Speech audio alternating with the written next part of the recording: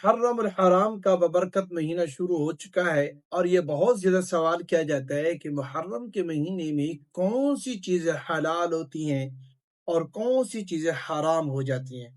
بہت زیادہ یہ سوال کیا جاتا ہے کہ نئے کپڑے پہننا ٹھیک نہیں ہے، گوشت کھانا محرم کے مہینے میں یہ ٹھیک نہیں ہوتا، اور محرم کے ببرکت مہینے کے اندر نکاح جیسی سنت یہ ادا کرنا یہ بھی جائز نہیں ہے۔ اسی طرح کے بہت زیادہ سوالات کیے جاتی ہیں، پوچھے جاتی ہیں کہ بھئی محرم کے مہینے میں کون سی عبادت کرنی چاہیے اور کن کن چیزوں سے ہمیں رک جانا چاہیے۔ آج کی ویڈیو میں انشاءاللہ یہ ساری چیزیں آپ لوگوں کو ڈیٹیل کے ساتھ بتائی جائے گی۔ ویڈیو آخر تک لازمی دیکھیے گا، انشاءاللہ بہت ہی زیادہ فائدہ ہوگا۔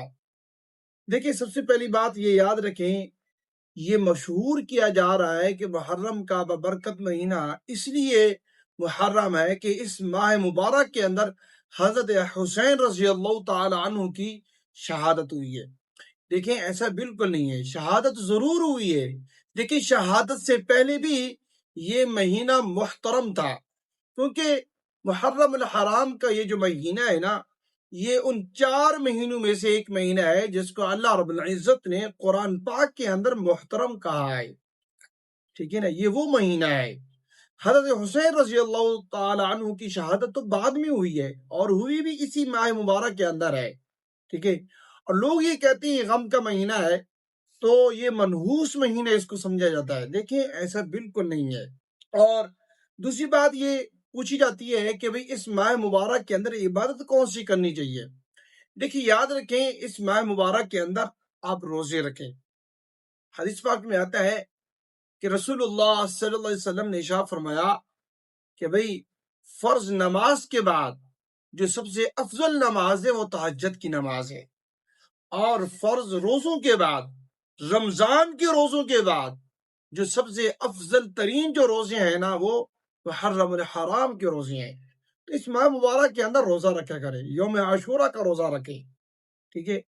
اور اسی طرح یاد رکھیں، حدیث پاک میں آتا ہے کہ جو شخص عاشورہ کا روزہ رکھتا ہے، اللہ رب العزت گزشتہ 1 سال کے اس کے گناہ معاف فرما دیتے ہیں۔ سبحان اللہ۔ دیکھیں، ایک روزہ رکھنے پر گزشتہ سال کے گناہ معاف، یعنی کہ اتنی بڑی فضیلت ہے اس ماہ مبارک کے اندر روزہ رکھنے کی۔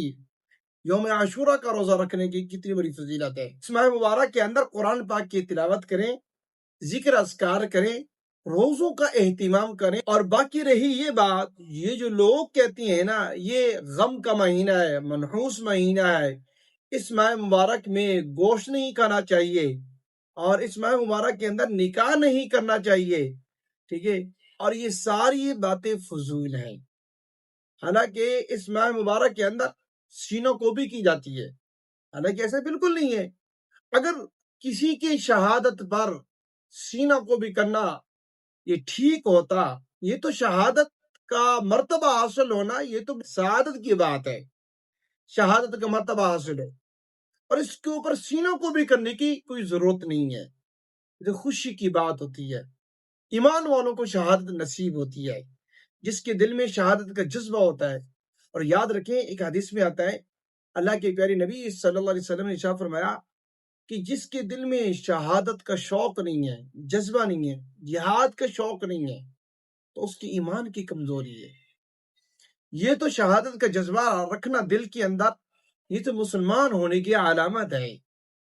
اگر اسی طرح کسی کے شہید ہونے پر کوئی دن یا پھر کوئی مہینہ محترم بن جاتا تو تاریخ اسلام شہادتوں سے بڑی بڑی ہے، بڑی بڑی شہادتیں واقع ہوئی ہیں۔ پھر آپ کس کس کی شہادت کے اوپر اس طرح آپ جو ہے نا مہینے تہوار مناؤ گے، کس کس کی شہادت کے اوپر سینہ کو بھی کرو گے؟ یہ غلط بات ہے۔ دیکھیں، اس ماہ مبارک کے اندر کوئی چیز منع نہیں ہے، آپ گوشت بھی کھا سکتی ہیں، نکاح بھی کر سکتی ہیں، نئے کپڑے بھی پہن سکتی ہیں، ایسا بالکل نہیں ہے۔ یہ جو لوگ سمجھتے ہیں کہ یہ جو منحوس مہینہ ہے جی، اس کے اندر حضرت حسین رضی اللہ تعالی عنہ کی شہادت ہوئی ہے، یہ غم کا مہینہ ہے، یہ دیکھیں ایسا بالکل نہیں ہے۔ شہادت تو نصیب والوں کو حاصل ہوتی ہے، شہادت والوں کا تو بڑا مرتبہ ہوتا ہے، تو یہ منحوس مہینہ کیسے ہو گیا؟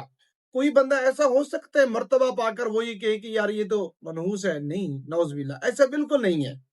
شہادت پانا یہ تو مرتبہ ہے، اعلیٰ مرتبہ ہے، اعلیٰ مقام ہے، جس کا تذکرہ اللہ رب العزت نے قرآن مجید میں ارشاد فرمایا ہے۔ شہید لوگ تو بخشے بخشائے ہوتے ہیں، یہ تو بہت ہی بڑا مرتبہ ہے، اعلیٰ قسم کا مرتبہ ہے، ٹھیک ہے نا۔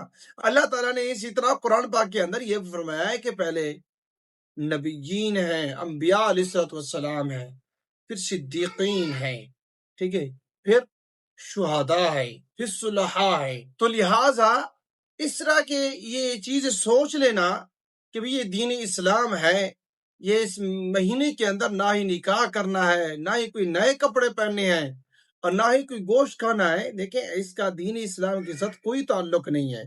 آپ نئے کپڑے پہنیں اور اسی طرح آپ یہ کریں کہ نکاح کریں، اور اسی طرح آپ گوشت کھائیں، ہاں سب کچھ کر سکتی ہیں۔ کسی بھی دن کے اندر نکاح کی ممانعت نہیں ہے، کسی بھی وقت آپ نکاح کر سکتی ہیں۔ کوئی دن یعنی کہ ایسا نہیں ہے جس دن اللہ رب العزت نے نکاح کرنے سے منع فرمایا، نکاح تو آپ کر سکتی ہیں۔ مجھے امید ہے آپ کی میری باتیں سمجھ میں آ گئی ہوں گی۔ ویڈیو اچھی لگے اس کو لائک ضرور کریں اور ہمارے چینل کو لازمی سبسکرائب کریں۔ شکریہ، جزاک اللہ خیرہ۔